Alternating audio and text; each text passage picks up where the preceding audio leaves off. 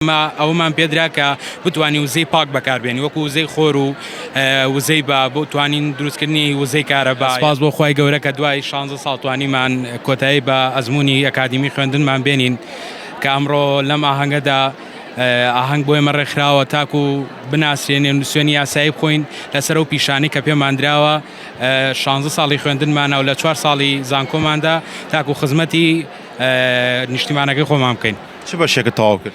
سامانی سروشتی. ئەم بەشە تا چەند دڵخوازی خۆت بوو؟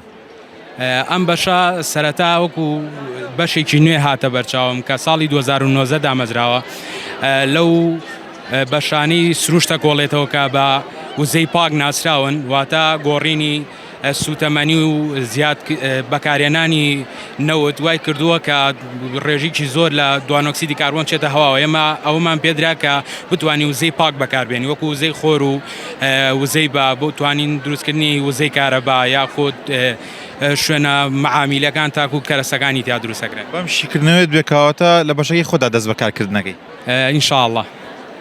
لێرەوە سپاسی کێ دەکەیت؟